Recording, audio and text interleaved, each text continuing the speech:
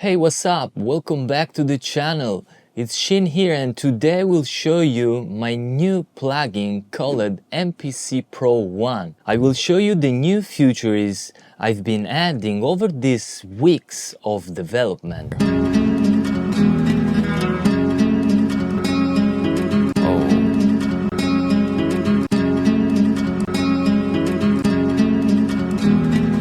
And the most importantly, if you know any MPC features that isn't implemented yet, write in the comment below.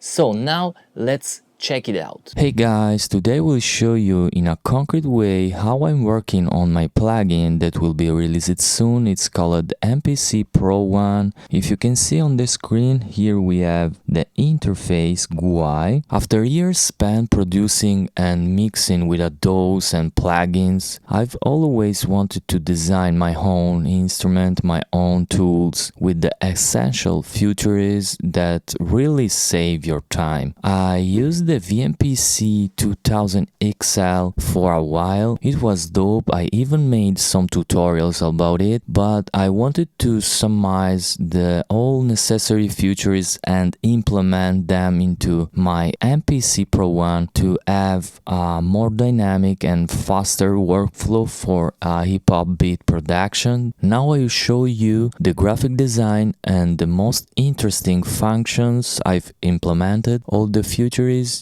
I've learned from those and the various plugins I've used over the years. I've been implemented into MPC PRO 1. The idea is exactly to create audio software that can be used standalone or inside a DAW with the next era hip-hop production workflow. The plugin comes with the design inspired by the MPC Live 2 hardware. I give it a slightly worn color effect, and of course my channel logo couldn't be missing at the bottom, if you can see. And on the left side we have a 16 pad here and the display in the center showing the different menus, and on the right we have the transport button, play the stop, the record, and the data wheel, typically of the MPC 2000 XL. It's a classic button. So the first DAW feature I implemented is the ability to drag and drop the wave sample into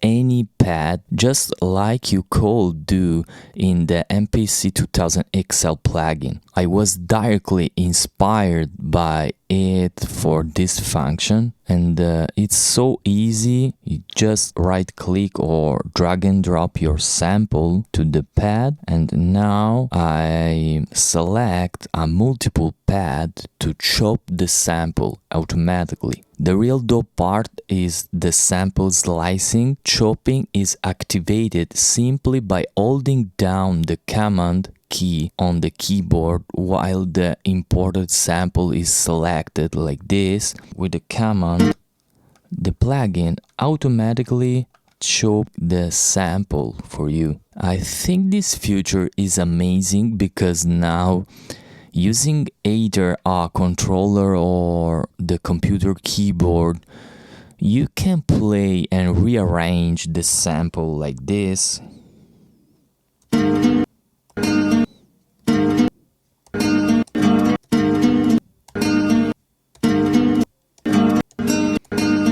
It's so nice.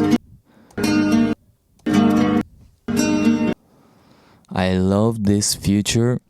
So fast, so nice. So now if you can see in the screen, compare the project display, okay, in the center. You can see the sample here that you drop and the pad 10, pad 11, the slice in every pad. If you continue, you have more slice, okay? I think it's crazy, this function. Let me know in the comment if you are liking this feature or if you have other ideas. And the second thing a hip-hop producer wants immediately after chopping a sample is a pitch. and that's where the data knob comes in with pitching your sample to create some really dope stuff. You can apply the pitch to all your sample or to one sample. So now I choose to add the pitch on all the sample, and you can see.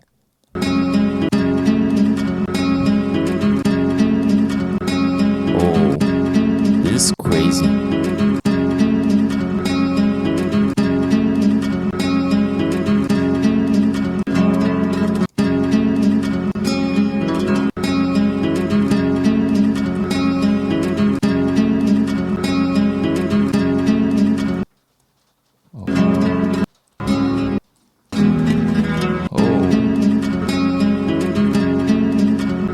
Just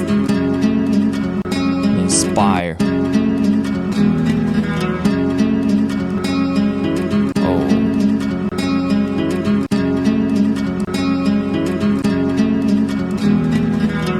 Wow.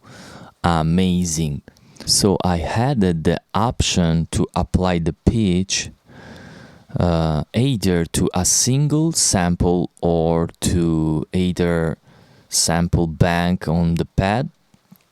You can see this display that appear when you import the wave file at the bottom in the sample. If you can see here, we have all. When you see this, all mean that all the sample on the pad was pitched from the data wheel. Below the knob, we have two buttons. On the left, the original key of the sample, and to the right, the key reached after applying the pitch, if you can see. Now, once you have the sample, you want to record it, right? If you simply press tempo to enable the metronome and the rack to start the MIDI sequence.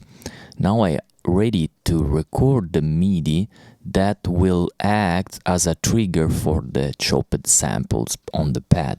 So now if I press the sample pad, I'm ready to record my sample sequence.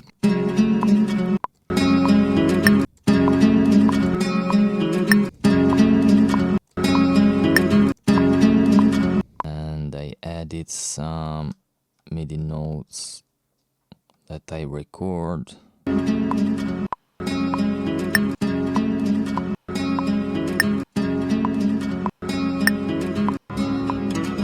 Once the samples are recorded, I go to Bank B, and which works like a new project or a new track in a DAW. From there, I can either play MIDI or import. For example, I can import from the sample pack, the MIDI sample pack here, and you can import the sample from, and if you can see here, we have the banga, which contain the sample that we create, and the bank B.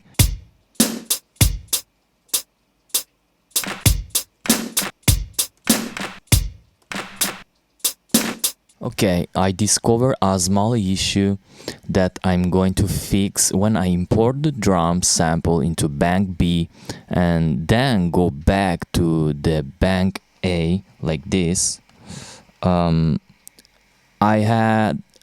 like the drums to keep playing with return to bank A to play the sample, but the two banks end up conflicting with each other. So if you can see the play B here, I put the play B in play, and now I select the bank A, which I have the sample, right? And when I play the sample, if you can see, the drums are not playing in the right way. So I fixed this problem, and for today it's all. I keep working on my plugin and I fix all these things. If you have some ideas, let me know in the comment. Thank you for watching and see you in the next. Peace.